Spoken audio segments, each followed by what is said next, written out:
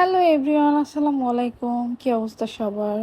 অনেকদিন যাবৎ আচার খেতে ইচ্ছে করছে, তো চিন্তা করলাম আজকে যেহেতু একটু ফ্রি আছি তাই আমি আজকে আচার বানাবো। সো এখন যেহেতু আমড়ার দিন, তাই আমি চিন্তা করছি যে আমড়া দিয়েই আচার বানাবো। তো আমরা এনে আমি ছোলাটা ছিলে তারপরে সেদ্ধ করলাম, সেদ্ধ করে তারপরে আমি যেটা করলাম সেটা হচ্ছে এখানে হলুদ এবং মরিচের গুঁড়ো, জিরা, ধনিয়া, লবণ এগুলো দিয়ে আমড়াটাকে আমি প্রথমে মাখো মাখো করলাম। তারপরে হচ্ছে আমি এটাকে হাত দিয়ে পুরা আমড়াটায় যাতে এটা লেগে যায় হলুদ মরিচের গুঁড়ো। তারপরে আমি এখানে চুলাতে একটা কড়াইতে রসুন এবং সর্ষে তেল দিয়ে দুটো শুকনো মরিচ দিয়ে আমি নাড়াচাড়া করলাম।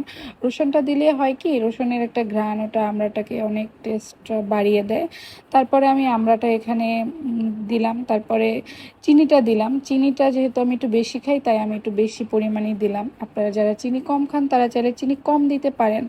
চিনিটাতেই এটায় বাড়তি কোনো পানি দিতে হবে না। তারপর আমি এখানে পাঁচফোড়ন দিয়ে দিলাম। পাঁচফোড়ন না দিলে তো আচারের কোনো মানে হয় না। তো চিনির মানে পানির পরিবর্তে আমি চিনি দিলাম। চিনিটা দিলে আপনাদের বাড়তি কোনো পানি দিতে হবে না। তারপরে আপনারা যদি একটু ঝাল বেশি খান তাহলে চাইলে একটু মরিচের গুঁড়াটা দিতে পারেন। এই প্রসেসে আমরা আচারটা করতে পারেন, অনেক